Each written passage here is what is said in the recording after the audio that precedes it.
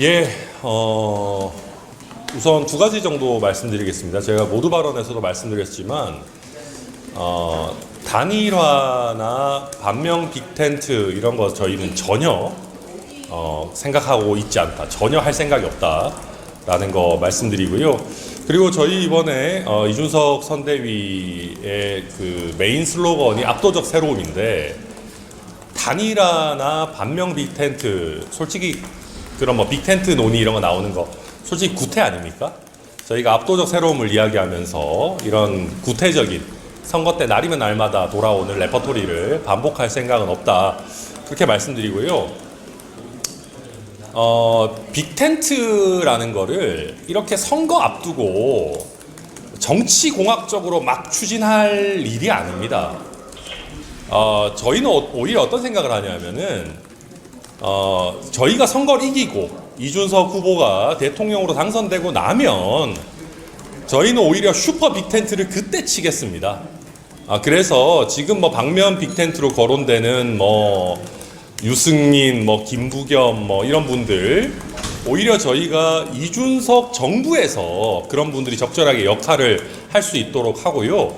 그리고 이게 단순히 반명 빅텐트 수준이 아니라, 친명도 같이 하지 못할 이유가 뭐 있습니까? 그래서 제가 이거 슈퍼 빅텐트라고 얘기하는 겁니다. 그래서 이준석 정부에서 슈퍼 빅텐트 같은 제대로 된 어떤 통합, 협치 같은 게 이루어지도록 하는 것이 국민들께 정말 감동을 드리는 의미 있는 텐트인 것이지, 선거 앞두고 뭐 갑자기 막 모여가지고 같이 하자 이런 거는 좀 구태다, 그렇게 생각하고요.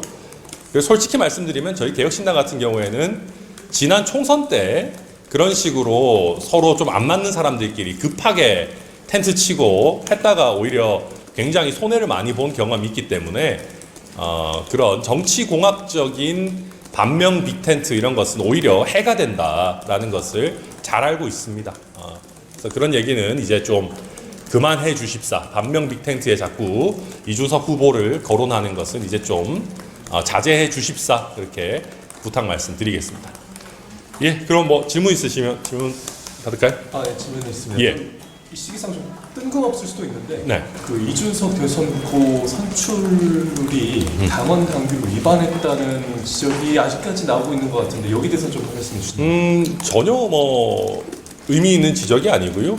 이미 저희가 당시 선거관리위원회에서 적절하게 결의를 거쳐서 또 당원 당규상 유효하게 뭐 절대적인 많은 당원들의 적극적인 참여로 잘 진행이 됐기 때문에 그런 것은 그냥 뭐 흠집 내기를 위한 무의미한 이야기다라고 생각합니다. 그래서 특히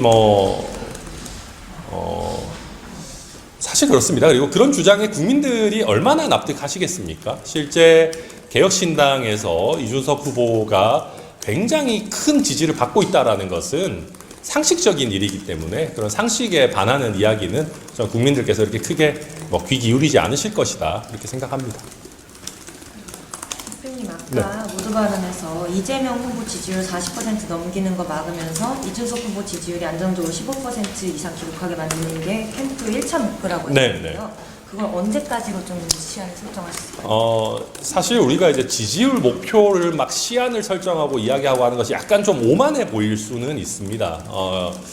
그거는 지지라는 것은 국민들이 해주시는 것이기 때문에, 다만 저희 내부적으로 바라건대는 타당 후보들이 선출이 완료되는 4월 말 5월 초 정도 기준으로 해서 저희가 15% 선을 넘어갈 수 있다면은 이번에 정말 엄청난 언도독의 대반란을 꾀해볼 수 있는 충분한 어떤 기반이 만들어지는 것 아닌가 생각하고요.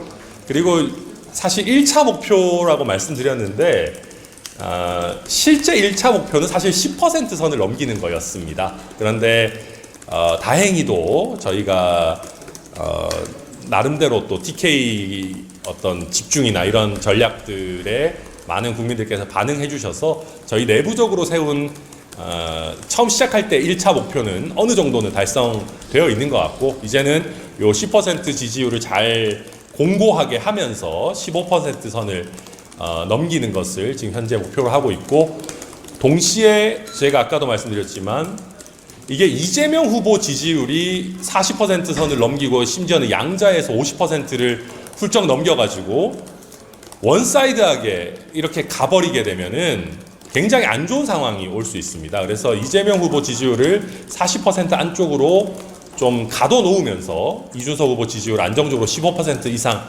확보를 하고, 그런 다음에 쭉쭉 치고 올라가서 마지막에 대역전 드라마를 쓸 수 있도록 해야 될 것이다 라고 생각을 합니다. 그리고 여기서 한마디 조금 길었지만 말씀드리면, 지금 단일화니 방면 빅텐트니 이런 얘기 하시는 분들은 이런 전략 전술에 대한 기본적인 이해가 없는 겁니다.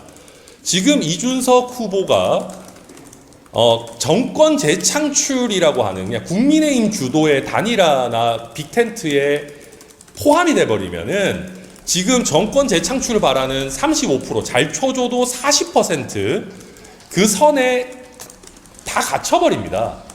그러면 이재명 후보가 40%는 물론이고 50% 선을 뚫고 나가는 거를 막을 사람이 없어요.